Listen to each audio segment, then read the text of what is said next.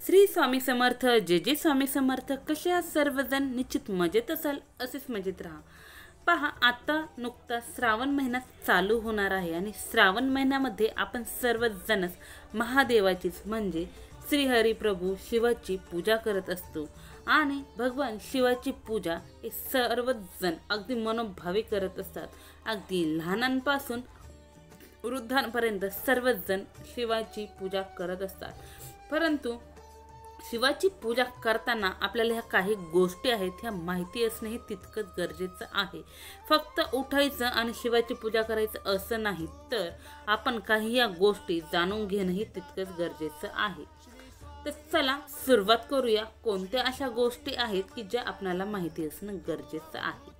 तत्पूर्वी जे कोणी आपल्या चॅनलवरती नवीन असाल, अजून चॅनलला सबस्क्राईब केलं नसेल तर चॅनलला सबस्क्राईब करा, बेल आयकॉन ऑन करा, जेणेकरून असे छान छान व्हिडिओ तुमच्यापर्यंत येतील आणि तुमच्या जीवनातही सोनं झाल्याशिवाय राहणार नाही. 1 नंबर, शिवाची भगवान महादेवाची पूजा करते वेळी पहिली गोष्ट ही लक्षात ठेवावी की नेहमी शिवलिंगाच्या दक्षिण बाजूने बसून पूजा करायला पाहिजे. दक्षिण बाजूला बसून आपले तोंड उत्तरेकडे असावे. याप्रमाणे आपल्याला पूजा करताना बसायचे आहे आणि भगवान शिवांची पूजा केली पाहिजे. याविषयी शास्त्र सांगते की शिवपूजन नेहमी उत्तरेकडे तोंड करूनच करायला पाहिजे, कारण जो दक्षिणेचा भाग आहे तो भगवान शिवांच्या पूजेसाठी उपयुक्त मानला जातो. याविषयी महापुराणातही लिहिलेले आहे. शिवभक्तांनी नेहमी आपल्या मस्तकावर भस्म लावून पूजा करावी आणि आपल्याकडे रुद्राक्ष असेल तर रुद्राक्ष धारण करून ही पूजा करावी. भगवान शिवांच्या प्रसन्नतेसाठी आणि स्वतःच्या कल्याणासाठी भगवान शिवांचे पूजन करायलाच पाहिजे. 2 नंबर, भगवान शिवांच्या पूजेमध्ये या 7 वस्तू आपल्यापाशी असणे अतिशय गरजेचे आहे. पहिली वस्तू म्हणजे बेलपत्र. जेव्हाही आपण भगवान शिवांची पूजा कराल त्यावेळेस बिना बेलपत्राची पूजा करू नये. जर बेलपत्र नाहीच मिळाले तर शिवलिंगावरील बेलपत्र घेऊन ते व्यवस्थित असे धुवून स्वच्छ करून नंतर शिवपिंडीला अर्पण करावे. असे भगवान विष्णूंना तुळशीपत्र प्रिय आहे, तसेच भगवान शिवांना बेलपत्र प्रिय आहे.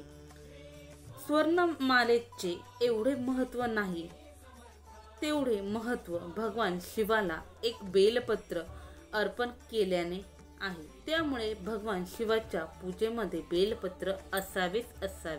म्हणजे सांगण्याचं तात्पर्य एवढं की सोन्याची माळ घालण्यापेक्षा सोन्याची माळ जेवढी शिवलिंगाला प्रिय नाही तेवढं एक बेलपत्र शिवाला प्रिय आहे. म्हणून आपल्याला शिवलिंगावरती एक बेलपत्र चढवायचंच आहे. 3 नंबर, दुसरी गोष्ट आहे ती म्हणजे आपल्या घरातून एक लोटा म्हणजेच एक तांब्या भरून किंवा एक कलश भरून पाणी घेऊन जायचं. जोपर्यंत एक लोटा जल शिव मंदिरापर्यंत तुम्ही नेता तेवढे फळ तुम्हाला कावड यात्रेचे प्राप्त होते. म्हणजे आपण घरून जाताना जर एक तांब्या भरून जितक्या वेळा पाणी घेऊन जाऊ तितक्या वेळा आपल्याला कावड यात्रेचं जे काही पुण्य आहे ते पुण्य आपल्याला या सेवेतून मिळणार आहे. त्या जलात आपल्याला काळे तीळ अर्पण करायचे आहेत किंवा काळे तीळ टाकायचे आहेत आणि भगवान शिवाला जलाची धार अत्यंत प्रिय आहे. धार देऊन आपल्याला जल हे शिवपिंडीवर अर्पण करायचं आहे. 4 नंबर, तिसरी गोष्ट म्हणजे ती चंदन. भगवान शिवांना चंदन अतिशय प्रिय आहे. भगवान शिवाला चंदन अवश्य लावले पाहिजे. शिवपूजन केल्यानंतर शिवलिंगावर चंदनाने ओम बनवावे, ओम काढावे. ज्यांचे दुर्भाग्य नष्ट होते, हे असं जर केलं तर तुमचं जे काही दुर्भाग्य आहे ते नष्ट होण्यास मदत होते. जो बेलपत्राला चंदन लावून भगवान शिवांना अर्पण करतो, भगवान शिव त्याचे समस्त अमंगलाचे निवारण करतात. भगवान शिवाला चंदन अत्यंत प्रिय आहे. त्यामुळे चंदन हे भगवान शिवांच्या पूजेस अवश्य लावावे व अवश्य ठेवावे. 5 नंबर, चौथी गोष्ट आहे ती तीळ. तीळ ही भगवान शिवांना अत्यंत प्रिय अशी वस्तू आहे. भगवान शिवांच्या शिवलिंगावर एक तिळाचा दाना आपण अर्पण केल्याने 100 अश्वमेध यज्ञाचे फळ प्राप्त होते. तीळ जलात टाकून भगवान शिवांना अर्पण करावे. 108 तिळाचे दाणे ओम नमो भगवते रुद्राय या मंत्राचे स्मरण करून शिवलिंगावर अर्पण करावे. असे केल्याने सौभाग्य प्राप्त होते. भक्त भगवान शिवाला तीळ अर्पण करतो. तिळाने भगवान शिवांची पूजा अर्चना करतात. असं केल्याने प्रत्येक सौभाग्यवती स्त्रीचे सौभाग्य अखंड राहण्यास मदत होते. म्हणून ही सेवा निश्चित मनोभावे करायचीच आहे. 6 नंबर, 5वी गोष्ट आहे दीप. भगवान शिवांना दीपदान केल्याने ज्ञानाची प्राप्ती होते. सदर मार्गाची प्राप्ती होते म्हणजे आपण सधनही होतो आणि ज्ञान आपल्याकडे आहे ते मध्ये वृद्धी होते. व्यक्तीच्या जीवनात ज्ञानाचा अंधकार होत नाही. त्यामुळे शिवपूजेमध्ये शिवापाशी दीपाचे दान अवश्य करायलाच हवे. 7 नंबर, 6वी गोष्ट आहे पुष्प. भगवान शिवांना पुष्प अवश्य अर्पण करायला पाहिजे. आपल्या श्रद्धा भावाने केवड्याचे फूल सोडून कोणतेही पुष्प उपलब्ध असेल ते पुष्प भगवान शिवांना अवश्य अर्पण करावे. शास्त्र सांगते की शिवाला पुष्प अर्पण केल्याने, हस्तकमलामध्ये पुष्प अर्पण केल्याने आपल्या हाताची शोभा सदा विद्यमान राहते. आपल्या हाताचे जे दुर्भाग्य असते ते बदलण्यास मदत होते.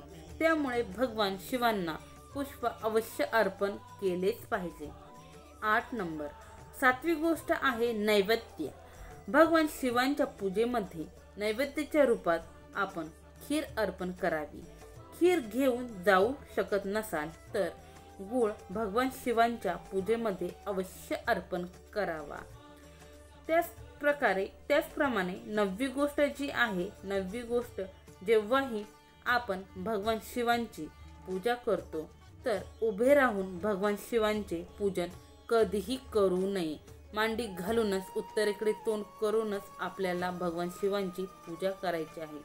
बसून जल अर्पण करावे. जेव्हाही भगवान शिवांना जल अर्पण कराल तर पहिले नंदीचे पूजन करावे, नंतर गणेशाचे पूजन करावे, नंतर कार्तिकेचे पूजन करावे, त्यानंतर माता पार्वतीचे पूजन करावे, त्यानंतर अशोक सुंदरीचे पूजन करावे आणि त्यानंतर जलाधारीमध्ये जल अर्पण करून शेवट भगवान शिवांच्या शिवलिंगावर जल अर्पण करावे. अशा पद्धतीने योग्य क्रमाने आपल्याला शिवलिंगावरती जल अर्पण करायचं आहे. 10 नंबर, भगवान शिवांची पूजा केल्यानंतर थोडा वेळ एकांतात बसून भगवान शिवांच्या मंत्रांचा जप अवश्य करावा. भगवान शिवांची पूजा केल्यानंतर दक्षिणा अवश्य टाकलीच पाहिजे. भगवान शिवांची आधी प्रदक्षिणा केलीच पाहिजे. आपल्या सर्वांना माहिती आहे की भगवान शिवांचे जे लिंग आहे किंवा जे शिवलिंग आहे, शिवलिंगाला पूर्ण प्रदक्षिणा कधीही मारत नाहीत किंवा जिथून आपण जल अर्पण करतो, जल अर्पण केल्याच्या नंतरनं, जल पडल्याच्या नंतरनं त्या पिंडीच्या गोल भोवती आपण कधीही प्रदक्षिणा घालायची नसते. अर्धी प्रदक्षिणा शिवलिंगाला घालायची असते. परंतु आपली पूजा विधिवत झाल्याच्या नंतरनं, अभिषेक वगैरे झाल्याच्या नंतरनं आपल्याला प्रदक्षिणा अर्धी का होईना ही घालायचीच आहे. प्रदक्षिणा न घालता आपल्याला घरी यायचं नाही.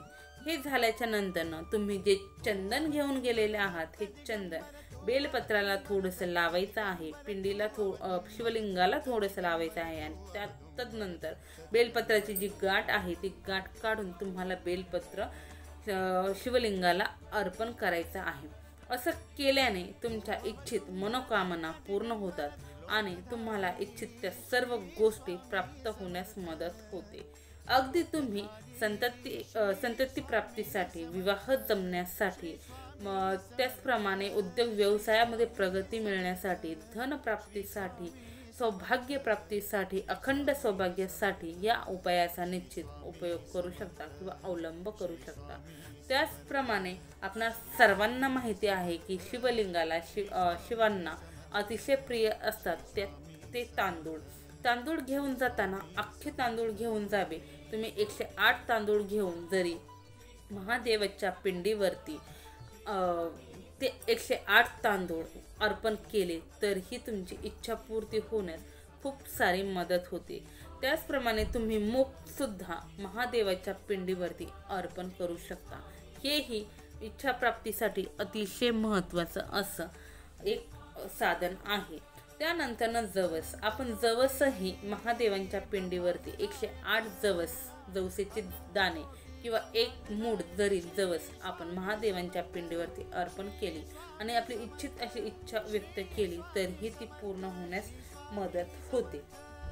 पहा, सर्वांना माहिती आहे श्रावण महिना जवळ येत आहे. सर्वजण निश्चितच शिवाची उपासना करणार आहात. उपासना करताना हे काही छोटे मोठे नियम होते जे मला माहिती होते ते मी तुमच्यापर्यंत आणण्याचा प्रयत्न केला. तर निश्चित तुम्हाला जितके जमेल तितके नियम पाळण्याचा प्रयत्न करा. झालेली सेवा स्वामींचरणी रुजू. व्हिडिओ कसा वाटला हे कमेंट्समध्ये निश्चित सांगा. श्री स्वामी समर्थ. जय जय स्वामी समर्थ. श्री स्वामी समर्थ महाराज की जय.